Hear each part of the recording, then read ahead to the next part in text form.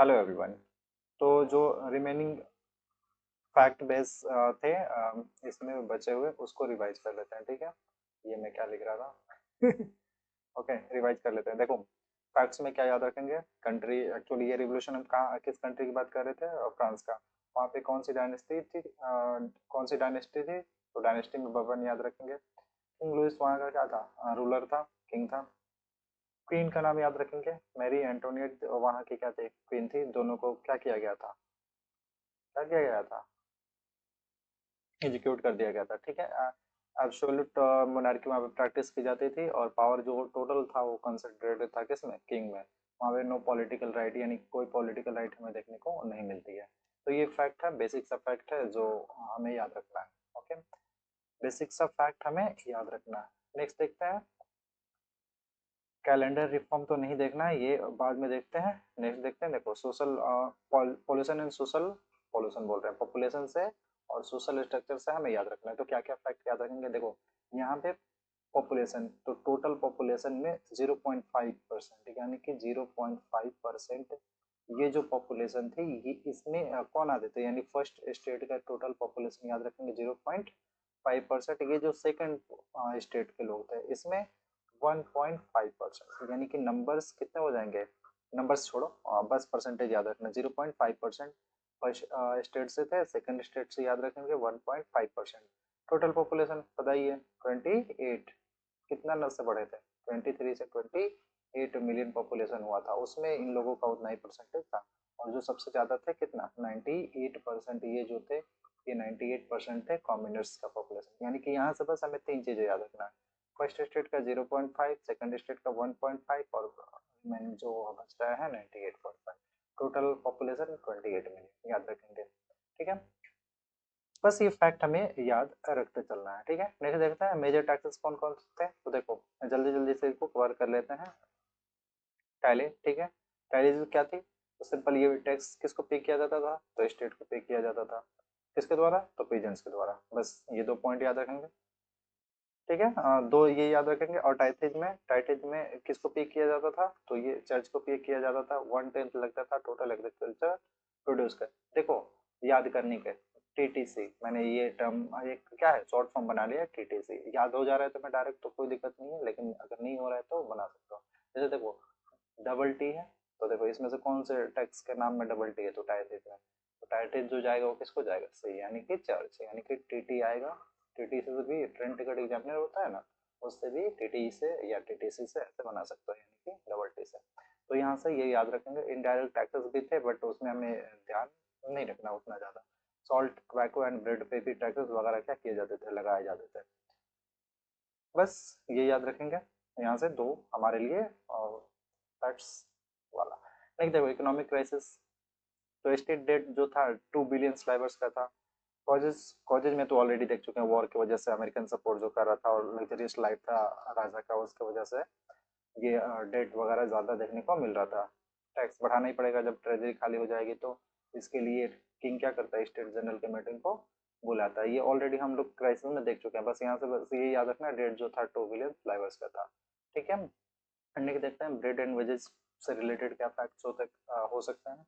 देखो, 50 to 80% जो income होता था, मतलब पीपल का, ठीक है, वो खर्च करते थे किस पे, ब्रेड पे। यानी कि काफी ज्यादा उनका जो इनकम का पार्ट होता था, भाग, वो कितना, मिनिमम तो 50% चला ही जाता था, 80% तक ये वैरी करता था। अब सोचो कि 100 रुपया कोई कमा रहा है, उसमें से 50 से 80 रुपया ये वो क्या कर दे रहा है, ब्रेड पे खर्च कर रहा है, तो काफी ज्यादा उसको प्रॉब्लम फेस करनी पड़ेगी, बाकी के खर्चे कैसे चला पाएगा।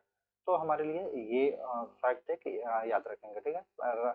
और इसकी वजह से rising prices cause anger, immediate cause of unrested, ये ऑलरेडी हम लोग देख चुके हैं कि राइजिंग प्राइसेस, और भाई इतनी ज़्यादा प्राइसेस, डिमांड ज़्यादा रहेगा प्राइस, और ये डिमांड ज़्यादा है, प्रोडक्शन कम है, तो प्राइस क्या होगा, ज़्यादा होगा। और ये एक कारण बनता है अनरेस्ट का। ओके, देखो इससे, इसमें देखो इससे क्या फैक्ट याद रख सकते हैं, तो क्लर्जी, जो दूसरे थे नोबिलिटी थी, और थर्ड थे कॉम्युनिस्ट। तो इसके जो स्टेट जनरल का मीटिंग था उसमें कितने रिप्रेजेंटेटिव भेजे गए थे, तो देखो 300, 300 और इसके 600। लेकिन वोटिंग राइट की बात की जाए तो इनका वोटिंग राइट, यानी कि वोटिंग वैल्यू, वीवी लिख देता है, वीवी यानी वोटिंग वैल्यू कितना था, इनका 1 था, जबकि पॉपुलेशन क्या है 300 है, इनका भी 300 है, कोई दिक्कत नहीं है यहाँ पे। लेकिन यहाँ पे 600 है, फिर भी वोटिंग का जो वैल्यू है वो कितना मिला हुआ है, 1 मिला हुआ है। इसीलिए तो वो लोग क्या करते हैं, डिमांड करते हैं 1 पर्सन 1 वोट होना चाहिए, यानी कि पॉपुलेशन के बेसिस पे क्या होना चाहिए, वोटिंग वैल्यू देना होगा।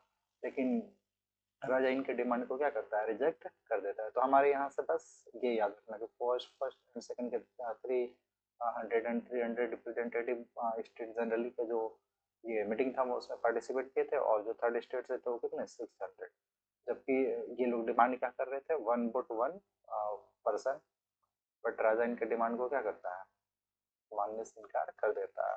और जब मानने से इनकार करेगा तो ये लोग उस मीटिंग को छोड़ करके जा करके अपना एक नेशनल असेंबली बनाते हैं, यानी अपना पॉलिटिकल बॉडी बनाते हैं। और उसमें देखो, इसमें क्या आप देखो कि इसमें मेंबर कौन कौन से थे, देखो लॉयर्स थे, ये उसके मर्चेंट थे, प्रोफेशनल थे, लीडर थे किसके, मिडिल क्लास के, स्टार्ट ऑफ कॉन्स्टिट्यूशनल ये गवर्नमेंट। और ये नेशनल असेंबली को फॉर्म करते हैं और वहां से कॉन्स्टिट्यूशन को डिजाइन करते हैं, और डिजाइन करने के बाद से उसी के बेस पर गवर्नमेंट को क्या की जाती है, फॉर्म की जाती है। तो यहाँ से हमें देखने वाली चीज, याद करने वाली क्या चीज है, तो मेंबर्स यानी कि कौन कौन से थे, लॉयर, मर्चेंट, प्रोफेशनल और लीडरशिप ऑफ मिडिल क्लास, यानी कि ये थर्ड स्टेट के द्वारा क्या किया गया था, फॉर्म किया गया था। चलो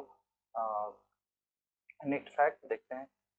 नेक्स्ट फैक्ट में ये कंट्रीब्यूशन याद रखना थिंकर्स का। थिंकर्स में ये 3, जॉन लॉक का याद रखना, नेचुरल राइट्स की बात करता है, यानी कि ये लाइफ, लिबर्टी एंड प्रॉपर्टी से रिलेटेड राइट का कौन डिमांड करेगा, कौन लोगों को ये आइडियाज इंट्रोड्यूस कराएगा, तो जॉन लॉक का। ठीक है, लिबर्टी इसमें सबसे ज्यादा क्या किया जाता है, अडॉप्ट करी जाती है इनके प्रिंसिपल में। रूसो देखो, रूसो में सोशल कॉन्ट्रैक्ट का जो कंसेप्ट था उसके अकॉर्डिंग गवर्नमेंट जो बनेगी वो किसके अकॉर्डिंग बनेगी, तो जो पीपल्स का विल होगा यानी उनकी जो इच्छा रहेगी उसके अकॉर्डिंग ही बनेगी। ये जो आइडिया था तुम कि ये कंसेप्ट देते हैं रूसो। मोंटेस्क्यू का सेपरेशन ऑफ पावर का जो कंसेप्ट इन्होंने क्या करा था, इंट्रोड्यूस करा था, उसके अकॉर्डिंग 3 ब्रांचेज एक्चुअली बात करते हैं खुद का, लेजिस्लेटिव, एग्जीक्यूटिव और जो थर्ड था जुडिशरी। यानी कि जो पावर होना चाहिए ना, पावर इक्वली में डिसेंट्रलाइज होना चाहिए, सिंगल पर्सन में तो कंसंट्रेट नहीं रह सकता। और जब सिंगल पर्सन में कंसंट्रेट नहीं रह सकता तो अलग अलग कॉन्स्टिट्यूएंट यूनिट बनाया जाए और उसमें पावर को क्या किया जाए, बांट दिया जाए।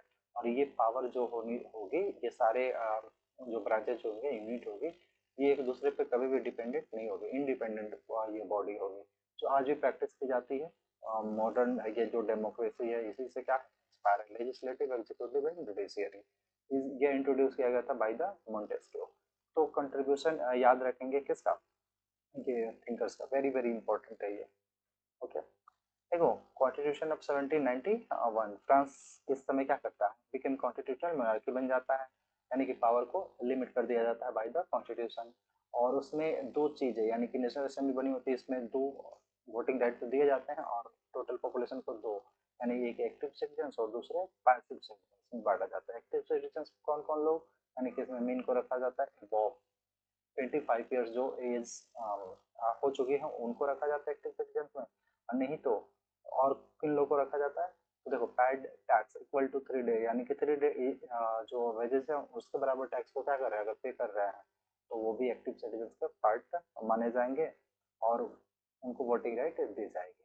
पैसिव सिटीजन में किसको रखा जाता है, जो वुमेन होती है। इसके अलावा जो 3 डे वेजेस के इक्वल टैक्स को पे नहीं कर रहे हैं, या यहाँ पे मीन अबव, यानी कि अबव 25 तो बिलो जो 25 होंगे उनको भी कहाँ रखा जाएगा, पैसिव सिटीजन में।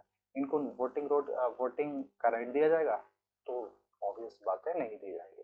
तो ये याद रखेंगे, एक्टिव सिटीजन पैसिव सिटीजन के बीच का जो डिफरेंस है वो फैक्ट एकदम हमें याद रखना है। नहीं देखो जैकोबिन क्लब्स, जैकोबिन क्लब्स में क्या, तो ये तो एक पॉलिटिकल क्लब था। फ्रेंच रिवॉल्यूशन में इनका जो कंट्रीब्यूशन है काफी रहा था। लीड बाय द, यानी कि किसके द्वारा लीड किया गया था, तो मैक्सिमिलियन रॉबेस्पियर के द्वारा लीड किया गया था।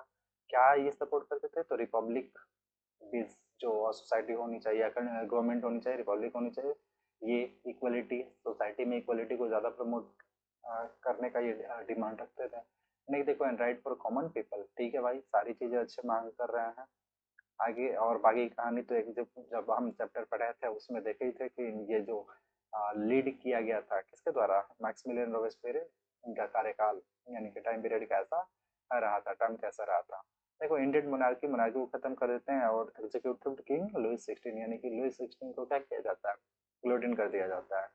नेक्स्ट देखो known for the rain of terror यानी कि इनके जो समय है रॉबेस्पियर का समय, इनके समय को क्या माना जाता है, रेन ऑफ टेरर बोला जाता है। क्यों? क्योंकि ये अपने जितने भी एनिमीज थे, जो भी इनके अगेंस्ट बोलता था उसको क्या करते थे, गिलोटिन किया कर दिया जाता था, ठीक है, एग्जीक्यूट कर दिया जाता था। और जब ऐसा किया जाएगा तो इनके समय में एक तरह से रेन का मतलब क्या हुआ, रेड मतलब टाइम रेड, ठीक, रेड, और टेरर, टेरर मतलब एकदम आतंक का समय माना जाता है किसके, रॉबेस्पियर। देख लो तो देखने से ही खतरनाक आदमी लग रहा है, ठीक है।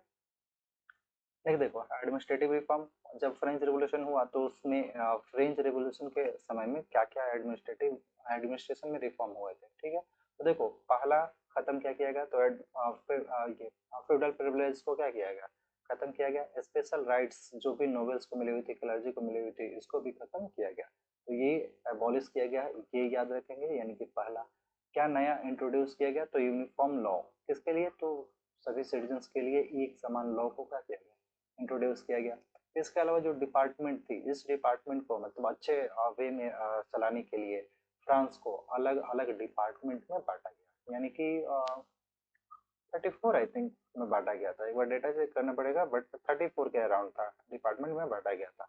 ओके, तो ये याद रख सकते हो। नेक्स्ट देखो establish equality before law and equal taxation, यानी कि टैक्सेशन को, टैक्स को इक्वल, मतलब सभी को ही एक समान टैक्स देगा, कोई भी डिस्क्रिमिनेशन बेस नहीं होगा कि थर्ड स्टेट 98% पॉपुलेशन होने के बाद भी टैक्स को पे करेगा, नोबिलिटी नहीं करेगा, ऐसा कोई भी जो अनइक्वल टैक्सेशन था उसको भी हटाया गया, ठीक है। इक्वलिटी बिफोर लॉ ये तो पढ़ ही चुके हैं, यूनिफॉर्म लॉ को इंट्रोड्यूस किया जाएगा तो इक्वलिटी बिफोर लाया जाएगा कि कोई भी लॉ के सामने सब कोई क्या है, इक्वल है। नहीं देखो promoted merit based government job instead of birth based privileges, यानी कि जन्म के आधार पर जो भी आपको क्या मिली हुई थी, सुविधाएं मिली हुई थी, उसको हटाया गया और मेरिट बेस्ड गवर्नमेंट जॉब में भी जो भी वैकेंसी वगैरह आएगी, जॉब मिलेगी, वो मेरिट बेस्ड होगी। ओके, तो इसमें से जो भी है 1 2 3 4 5, इसमें से जो भी है एटलीस्ट 4, ठीक है, आप याद कर लेना अपने अकॉर्डिंग देख करके, काफी ये तो फ्यूडल प्रिविलेजेस याद ही होना चाहिए। इसके अलावा इक्वलिटी बिफोर लॉ और इक्वल टैक्सेशन याद रख सकते हो, यूनिफॉर्म लॉ को याद रख सकते हो, मेरिट बेस्ड गवर्नमेंट जॉब को याद रख सकते हो, नथिंग मोर देन दैट, ठीक है। तो ये सारी चीजें याद रख सकते हो। एक देखो कैलेंडर रिफॉर्म, कैलेंडर रिफॉर्म इसको हटा देते हैं, ये एक्चुअली ये पार्ट नहीं है। कैलेंडर रिफॉर्म में हुआ क्या था कि कैलेंडर को भी चेंज चेंज किया गया था। ये काफी जो चर्च का इन्फ्लुएंस था, मंथ का नाम, मंथ का नाम, वीक का नाम, ये सारी चीजें वहाँ पे चेंज किया गया था ताकि चर्च का जो भी रेफरेंस था उसको वीक किया जा सके, ठीक है। तो ये इंपॉर्टेंट नहीं है। हाँ स्लेवरी इंपॉर्टेंट है, slavery was a common in French colony and Caribbean region. भाई स्लेवरी तो काफी ज्यादा प्रैक्टिस किया जाता था, प्लांटेशन में शुगर, कॉफी, इंडिगो के को प्रोड्यूस करने में इनका हेल्प लिया जाता था, फोर्सफुली ये काम कराया जाता था। ट्रायंगुलर ट्रेड, ये देखो ये वाला पॉइंट लास्ट के 3, नेपोलियन जो था कब स्लेवरी को क्या करा था, नेपोलियन बोल रहे हैं नेशनल कन्वेंशन के अकॉर्डिंग एबॉलिश को कब ये स्लेवरी को कब खत्म किया गया था, यानी एबॉलिश किया गया था। तो पहला ईयर याद रखना 1794, नेपोलियन री इंट्रोड्यूस स्लेवरी इन 1804, यानी कि जब ये तो खत्म कर देते हैं और जब दोबारा से पावर में आता है 1799 में वो करके नेपोलियन पावर में आता है, तो ये आने के बाद से 1804 में दोबारा से क्या करता है, री इंट्रोड्यूस करता है किसको, स्लेवरी को। और स्लेवरी फाइनली कब खत्म होती है फ्रेंच कॉलोनी से, तो 1848 को। ओके, तो ये याद रख सकते हो, यानी कि इसमें 3 डेट याद रखना है।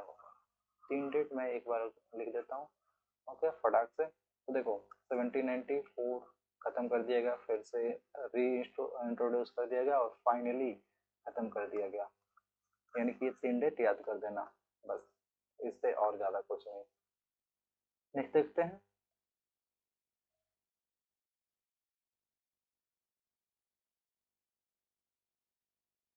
देखो वुमेन का कंट्रीब्यूशन क्या याद रखेंगे, तो देखो इनका नाम तो याद रखना है, ओलंपिक का, ठीक है। यानी कि पार्टिसिपेशन में जब भी लिखेंगे कि हाँ, तो बोलेंगे क्या मतलब, ऐसे क्वेश्चन आ सकता है कि right the contribution of women in French revolution.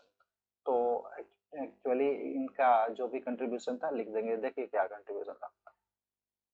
देखो, women actively participate in protest and political movement, हाँ भाई की थी। They form political club and demand equal right, यानी कि पॉलिटिकल क्लब पार्टी वगैरह बना करके ये भी क्या कर रही थी, अपने लिए राइट का डिमांड कर रही थी।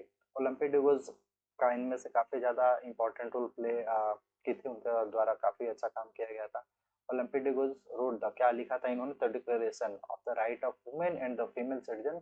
कब लिखा था, तो ये याद रखेंगे 1791 में, यानी कि जो भी राइट वगैरह है जैसे मेन को मिल रहे थे तो इक्वल राइट वुमेन को भी मिलना चाहिए, ऐसा उन्होंने क्या करा था, एक चार्टर बनाया था। नेक्स्ट देखो, women demand the right to vote, education and equal wages, यानी कि जैसा वोट वुमेन हाँ सही है, इनको मिला हुआ था वैसा उनको भी मिले, एजुकेशन के लिए भी वो क्या करती थी, डिमांड करती थी। और इक्वल वेजेस, यानी कि सेम वर्क के लिए सेम वेजेस को भी क्या कर रहा हो, करना, लेने के लिए ये भी डिमांड कर रही थी।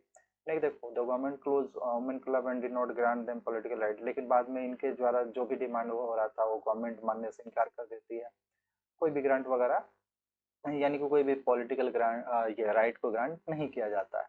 Women got the right to vote in France only in 94, ये याद रखेंगे कि बाद में चलकर लगभग 150 सालों बाद, यानी 150 ईयर्स के बाद ही जो राइट टू वोट है वो वुमेन को मिल पाया था। सोचो, काफी दिनों बाद, इतना ज्यादा लड़ाई लड़ने के बाद से, प्रोटेस्ट वगैरह डिमांड वगैरह रखने के बाद से, यानी कि इक्वलिटी तो लाई गई थी, लेकिन इक्वलिटी एक्चुअल मतलब मायने में और पूरी तरीके से सोसाइटी में इक्वलिटी नहीं लाई गई थी, ऐसा है। एक देखो,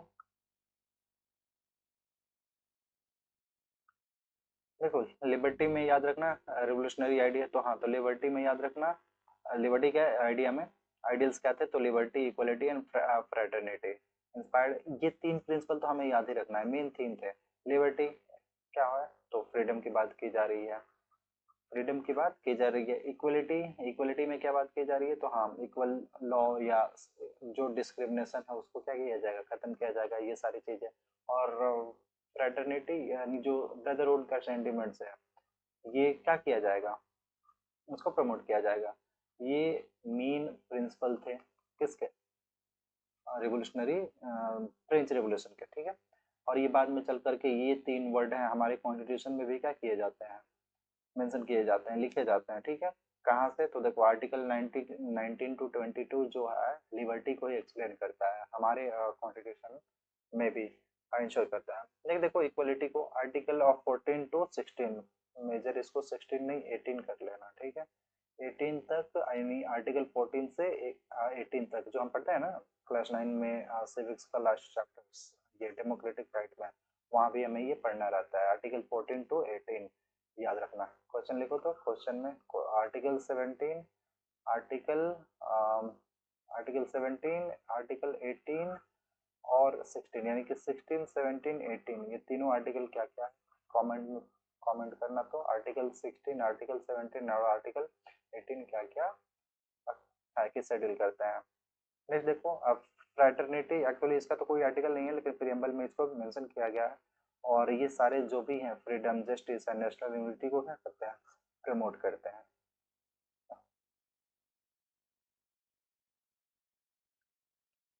देखो, ये टोटल जो इम्पोर्टेंट डेट है मैंने एक ही जगह दे दिया है, ये वही जो हमने भी पढ़ा, 98% टोटल पॉपुलेशन था, थर्ड स्टेट का 2 बिलियन लेबर्स का डेट था, और ब्रेड का जो इनकम ज़्यादा था, यानी इनकम का कितना पार्ट ज़्यादा था, तो 50 to 80%। रिपब्लिक कब डिक्लेयर हुआ फ्रांस, तो 1792 में, ऐसे ही ये डेट याद रखना। स्टॉर्मिंग ऑफ बेस्टाइल्स का जो इवेंट था ये कब हुआ था, तो 14 जुलाई, और 14 जुलाई को ही नेशनल डे मनाया जाता है इन फ्रांस। 1791 में फर्स्ट रिटन लिखा गया था, first written constitution of France. तो ये सारे डेट है जो हम ऑलरेडी इसे क्या कर चुके हैं, कवर कर चुके हैं, यहाँ पे मैंने एक जगह कंपाइल कर दिया इसको। ओके, चलो आज के लिए इतना ही रहने देते हैं, इस डेटा को एक नोट बना करके लिख सकते हो, और जब भी आंसर लिखना हो तो उस डेटा को पुट किया जा सकता है। Okay okay, thank you everyone, जल्द मिलते हैं एक नए वीडियो के साथ। और क्लासेस भी होली के बाद मैं शुरू करूँगा, आफ्टर होली, तब तक क्या करो, एंजॉय करो, होली की तैयारी करो, और जो जिसका बोर्ड है वो अपना बोर्ड का एग्जाम का तैयारी करेगा। Okay, thank you.